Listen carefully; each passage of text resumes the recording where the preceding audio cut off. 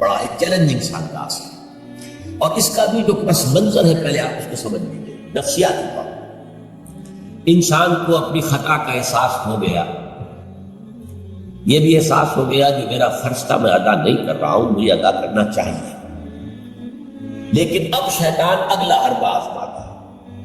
دیکھو ابھی فلاں کام پڑا ہے، ابھی فلاں کام ہے، ابھی بیٹیوں کے ہاتھ پیلے کرنے ہیں، ابھی یہ کرنا ہے، ابھی بچے تمہارے چھوٹے ہیں، ابھی تمہارے بیٹوں کی تعلیم کا مرحلہ ہے، میاں ہو جانا ٹھیک، بعد میں سارے تقاضے مطالبے پورے کر لینا، پہلے یہ ذمہ داریاں تو پوری کرو۔ یہ حقوق العباد ہے بھائی، حقوق اللہ سے بڑھ کر ہے، یہ حقوق العباد ہے، اس کے لیے لگے رہو، پوری اپنی توانائیاں قوت صرف کرو، مال بناؤ، پیسہ کماؤ، تاکہ یہ ساری ذمہ داریاں آ جائیں، ہوتے رہنا بعد میں، ٹھیک ہے؟ ذرا فراغت حاصل ہو جائے، پھر تم سب اپنے آپ کو، اپنی پوری توانائیوں کو، اپنے پورے وقت کو اللہ کے لیے لگا دینا۔ یہ ہے تاخیر اور تعویق، اس کا حربہ شیطان کا، یہ سب سے بڑا۔ کر لیں گے بھائی، کر لیں گے، کوئی نہیں، ابھی ذرا جلدی نہیں، ابھی فلاں کام ہے، فلاں فرائض ہے، فلاں ذمہ داریاں ہیں، ذرا ان سے نمٹ لوں، پر اگر میں ریٹائر ہو جاؤں سروس سے تو پھر میں سارا اپنے آپ کو لگا دوں۔ وہ ریٹائرمنٹ کرتے ہیں اس وقت جب آپ کے اندر رہتا ہی کچھ نہیں، اگر آپ کے اندر کچھ رہ جائے تو وہ چھوڑیں گے آپ کو، وہ ساری توانائیاں تو گئی، اب تو آپ کھوکھلا ایک ڈھانچہ لیے پھر رہے ہیں، آپ کے اندر صلاحیت اور قوت کہاں ہے؟ لہذا یہ سارے دھوکے شیطان کے ہیں۔ اس میں ایک چیلنجنگ انداز میں علم یاد ہے، وقت آیا نہیں ہے ابھی اہل ایمان کے لیے، کس چیز کا انتظار کر رہا ہے؟ جو جیسے ہی خیال ہو جائے کہ واقعی یہ فرض ہے، فوراً لبیک کہو۔ تم نے اگر کسی بھی پہلو سے تاخیر اور تعویق کا راستہ اختیار کیا تو یہ شیطان کے پھندے میں گرفتار ہونے کا وہ راستہ ہے، وہ شیطان پھر چھوڑے گا نہیں، پھر وہ اسے آپ کو اپنے فطراک کا نسکیر بنا لے گا، اپنے ایک تھیلے میں شکار کی حیثیت سے، جیسے کہ آپ تیتر باغ کے تھیلے میں ڈال لیتے ہیں شکار کر کے، اس کی فطراک کے نسکیر بن کر رہ جاؤ گے، پھر آگے نکل نہیں سکتے۔ یہ تاخیر اور تعویق جو ہے، یہی ہوا تھا غزوہ تبوک میں حضرت کعب بن مالک رضی اللہ تعالیٰ عنہ نے، وہ بھی ان 3 صحابہ میں سے تھے جو سچے صادق الایمان صحابہ تھے، لیکن غزوہ تبوک میں نہیں گئے۔ حضور نے واپس آ کے جو لوگ نہیں گئے تھے ان سے جواب طلبی کی، لہذا منافقین تو آئے، اللہ کی قسم ہے، خدا کی قسم ہے یا رسول اللہ، میں اللہ کو گواہ کر کے کہتا ہوں یہ تھا یہ تھا یہ تھا، یہ سبب تھا، میں نہیں جا سکتا۔ حضور فرماتے تھے مسکراتے تھے، جائیے تشریف لے جائیں، کوئی پکڑ نہیں۔ یہ آئے جب کعب بن مالک کو حضور کے چہرے پر مسکراہٹ تھی، تنزیہ مسکراہٹ تھی، آپ فرمائیے آپ کیوں نہیں گئے تھے ہمارے ساتھ؟ عرض کیا حضور میرے پاس بھی زبان ہے، میں بھی جھوٹ بول سکتا ہوں، لیکن آج میں جھوٹ بول کر آپ کی گرفت سے، آپ کی سرزنش سے اپنے آپ کو بچا لوں گا، لیکن قیامت میں کیا؟ خدا کی قسم جتنا صحت مند میں اس زمانے میں تھا اتنا صحت مند کبھی نہیں رہا، یعنی کوئی بیماری مجھے نہیں لاحق نہیں تھی، اور جتنا فارغ البال میں اس زمانے میں تھا، ہر چیز میرے پاس تھا، اتنا فارغ البال میں کبھی نہیں رہا۔ لیکن حضور میرے نفس نے مجھے پٹی پڑھائی کہ حضور تو جائیں گے نا 30,000 کا لشکر لے کر، اس کی تو ایک خاص رفتار ہوتی ہے، تیز رفتاری سے کبھی جا سکتی، اور تمہارے پاس ہے بڑی مضبوط تکڑی اونٹنی ہے، تمہاری جو ناقہ ہے تمہاری وہ تو بہت جو ہے قوت والی ہے، لہٰذا ابھی 2-3 دن چلنے دو لشکر کو، پھر تیزی کے ساتھ دوڑا کر اپنی اونٹنی میں جا کے مل جاتا۔ ہر روز صبح مجھے یہی نفس جو ہے پٹی پڑھاتا کہ اچانک ایک دن میں نے محسوس کیا کہ اب تو چاہے میں کتنا ہی تیز دوڑ لوں آپ کے ساتھ نہیں مل سکتا، بس رہ گیا بیٹھ، اب جو سزا نہیں۔ یہ ہے تاخیر و تعویق، انہیں سزا دی گئی، مقاطعہ، کوئی شخص اس سے بات نہ کرے۔ 3 صحابہ کا معاملہ ہے، یہ سورہ توبہ کے اندر تفصیل سے آیا، اور صحیح بخاری کی طویل ترین احادیث میں سے پڑھنے کے قابل ہے کہ انہوں نے کیسے بیان کیا اپنے پورے معاملے کو، یہ نفس کیسے دھوکہ دیتا۔ ابھی چند دن اور مدینے کے اندر اپنے نخلستان کی ٹھنڈی چھاؤں کے اندر آرام کر لو، چند دن اور، بھائی جانا ہے، بہت دور جانا ہے، تبوک جانا ہے، یہ 2 دن میں تو نہیں پہنچ جائے گے حضور، پھر دوڑ کر پکڑ لینا، ساتھ چل نہیں جاتا۔ یہ دھوکہ شیطان کا، یہ دھوکہ نفس کا۔ یہ ہے الم یأن للذین آمنوا ان تخشع قلوبهم لذکر اللہ وما نزل من الحق. یہ سب کچھ تم نے 15 آیتیں اگر سورہ حدید کی پڑھ کر بھی تم نے اپنی گردن نیچے کر کے اپنے دل کو نہیں ٹٹولا تو اور کون سی ہدایت آئے گی؟ کہاں سے آئے گی؟ 15 آیتیں سورہ حدید کی پڑھ کر بھی تو کیا ابھی وقت نہیں آیا ہے ایمان کے لیے؟ کس کا انتظار ہے؟ کس چیز کا انتظار؟ الم یأن للذین آمنوا ان تخشع قلوبهم لذکر اللہ وما نزل من الحق.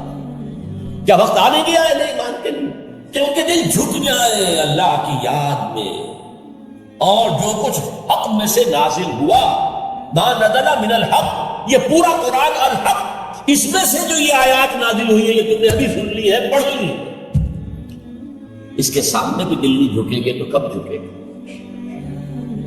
اس پر بھی اگر دل نہیں پگھلے تو کب پگھلے گا؟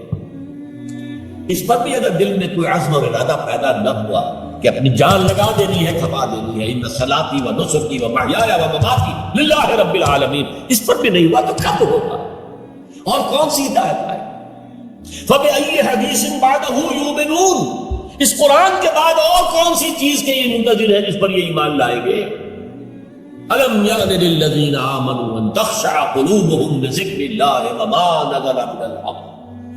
اور جیسا کہ میں نے تمہیدی جو میرا بیان تھا ان صورتوں کے بارے میں اس میں عرض کیا تھا، ان میں اہل کتاب سے خطاب نہیں ہے، اہل کتاب کو نشان عبرت کے طور پر پیش کیا گیا. دیکھو مسلمانوں، تم سے پہلے بھی ایک امت تھی، معمولی امت نہیں تھی، وہ امت جسے قرآن سند دے رہا ہے 2 دفعہ سورہ بقرہ کے اندر صرف، یا بنی اسرائیل اذکروا نعمتی التی انعمت علیکم وانی فضلتکم علی العالمین.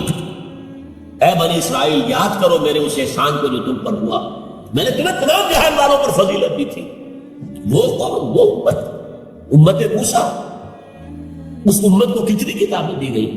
تورات انہیں دی گئی، زبور انہیں دی گئی، انجیل انہیں دی گئی. امت تو ایک ہی ہے یہ. حضرت مریم اسرائیلی نہیں تھی کیا؟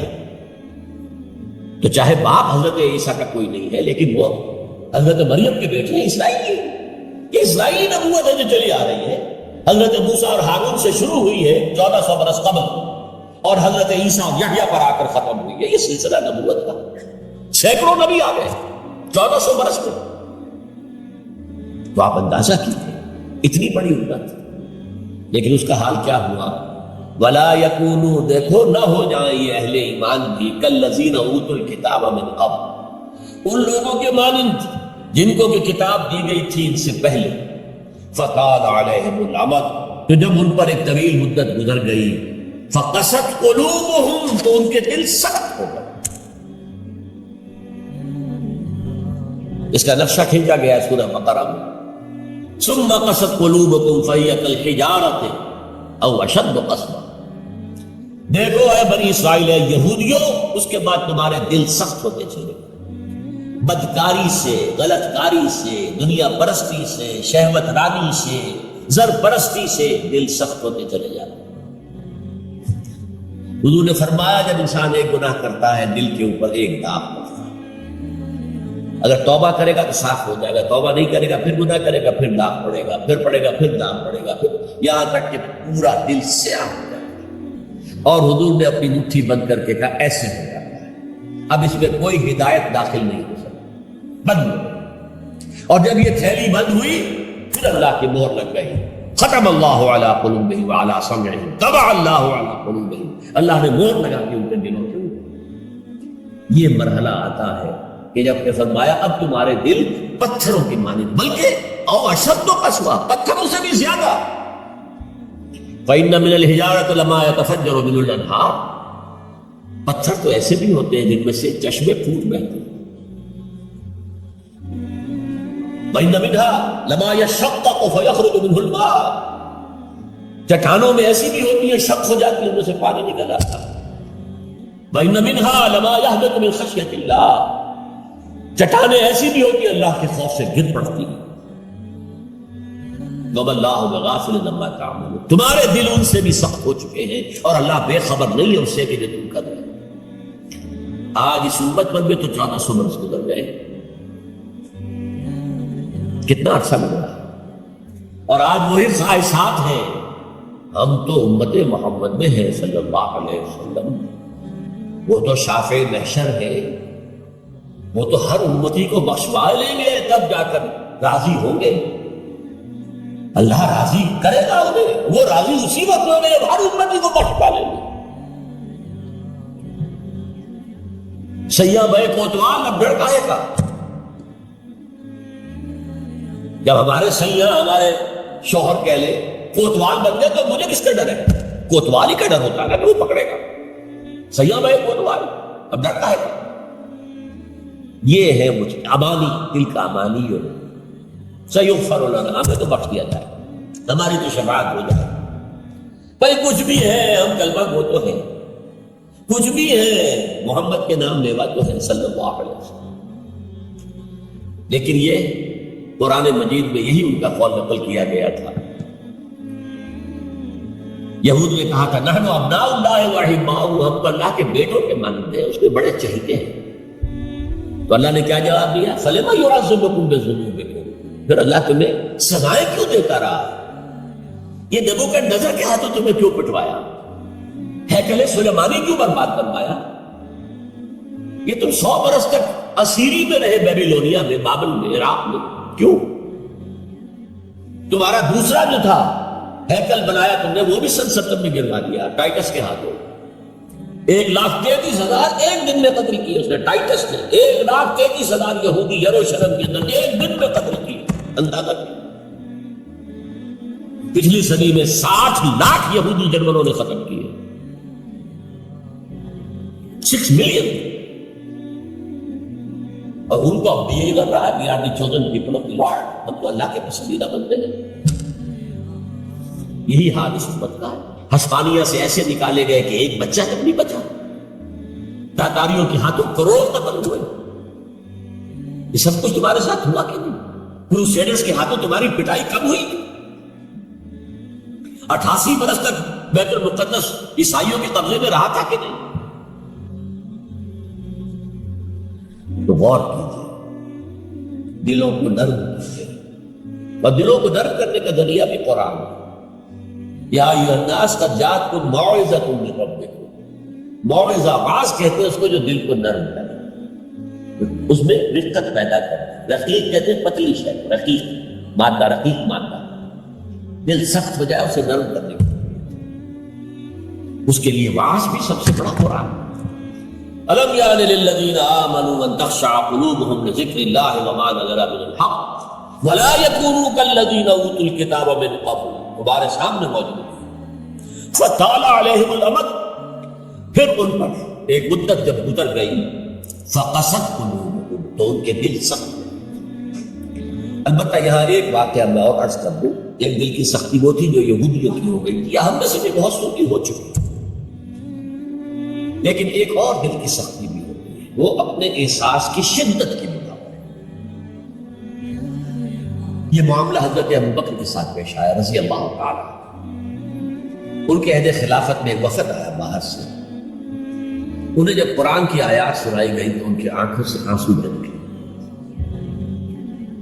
حضرت ابوبکر نے فرمایا ھٰکَذَا کُنَّا حَتَّىٰ قَسَتِ الْقُلُوبُ، ایسے ہی ہم بھی ہوتے تھے، قرآن سنتے ہی، قرآن پڑھتے ہوئے ہمارے آنکھوں سے آنسو جاری ہو جایا کرتے، یہاں تک کہ ہمارے دل سخت ہو.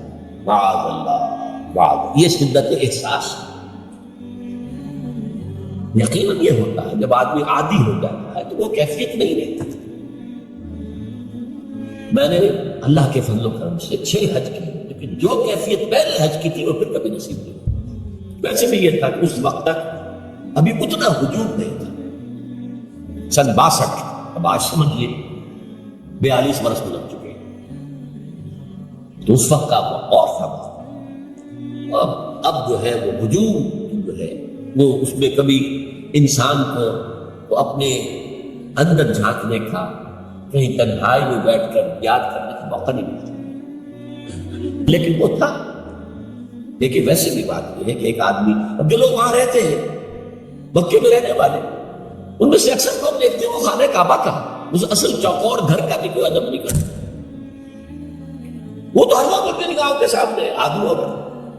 تو ایک شکل یہ ہوتی ہے کہ جو ایک تعامل کثرت کے ساتھ جب ایک بات ہو رہی ہو تو پھر اس کی وہ تاثیر نہیں رہتی. تو فرمایا فقصد قلوب، حضرت ابو بکر کا بھی وہ احساس کی شدت جو تھی، جیسے حضور نے فرمایا انہ لیغان علی قلبی، میرے دل پر بھی کبھی کبھی حجاب سا طاری ہو جاتا ہے. معاذ اللہ، کیسا حجاب؟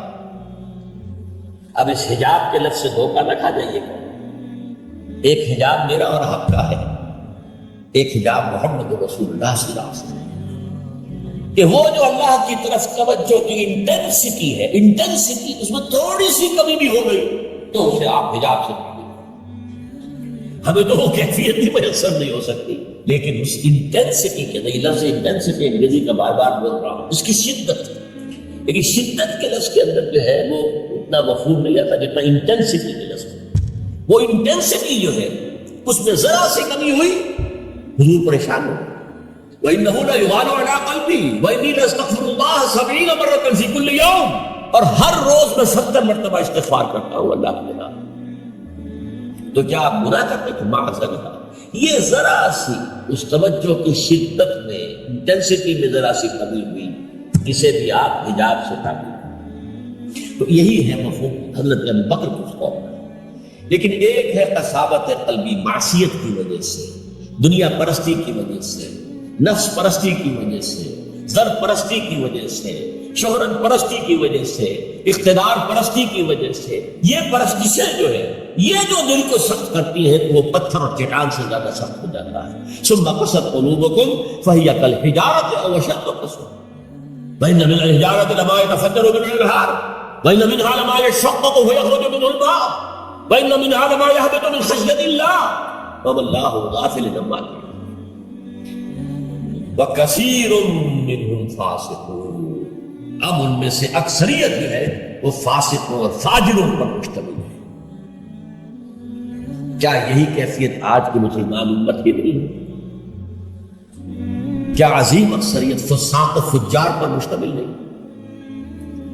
کیا عظیم اکثریت حرام خور نہیں ہے؟ کیا عظیم اکثریت جھوٹی نہیں؟ نفاق کی تینوں علامتیں، اذا حدث کذب واذا وعد اخلف واذا اؤتمن خان. حضور نے فرمایا منافق کی تین نشانیاں ہیں. جب بولے جھوٹ بولے، وعدہ کرے خلافت نہیں کرے، امین بنایا جائے، امانت رکھوائی جائے، خیانت کرے. یہ الفاظ ہیں بخاری شریف کے بھی اور مسلم شریف کے بھی. اور مسلم شریف میں اضافی الفاظ ہیں وَلَوْ صَامَ وَصَلَّى وَزَعَمَ أَنَّهُ مُسْلِمٌ. خواہ ایسا شخص روزہ رکھتا ہو، نماز پڑھتا ہو، اپنے آپ کو مسلمان سمجھتا ہو لیکن منافق ہے. یہی جو میں نے شروع میں آج بات کہی، ایک نفاق ہے شعوری، ایک غیر شعوری. وہ منافق سمجھتے تھے ہم عقل مند ہیں، یہ بے وقوف ہے.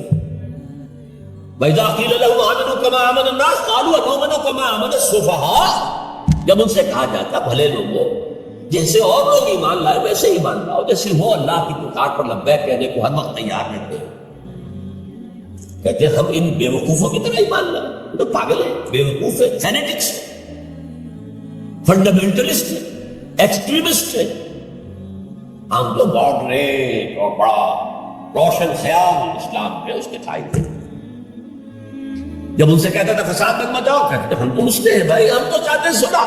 یہ محمد ہے صلی اللہ علیہ وسلم جنہوں نے اب یہ جنگ کا بازار گرم کر لیا، کیا ضرورت تھی؟ مکے میں 13 برس تبلیغ کرتے رہے، کوئی ہاتھ نہیں اٹھایا، یہی پروسیس جاری رہتا. خامخواہ یہ جنگ کا سلسلہ شروع کر، کیا فائدہ؟ یہ بھی کہا جا سکتا ہے جس دشمن کو گڑ دے کر مارا جا سکتا ہے اسے زہر کا تو دینا ہے. بھائی تمہاری تعلیم اتنی اعلیٰ ہے، اتنی عمدہ ہے، فطرت کے مطابق ہے، پھیلاؤ. لیکن محمد کی سنت کچھ اور ہے، اسوہ محمد کی کچھ اور ہے صلی اللہ علیہ وسلم. اس کے لیے منہج انقلاب نبوی میری کتاب کا مطالعہ کیجیے، تب پتہ چلے گا انقلاب کسے کہتے ہیں. اور یہ رسول انقلاب تھے صلی اللہ علیہ وسلم. بہرحال کثیر منہم فاسقون، جو بات کہی گئی ان اہل کتاب کے لیے اس وقت، آج وہ ہم پر راستہ دیں. اللہ تعالی ہمیں اس سے نکلنے، توبہ کرنے، اللہ کی جناب میں سر جھکانے، اللہ کی کتاب کے سامنے سر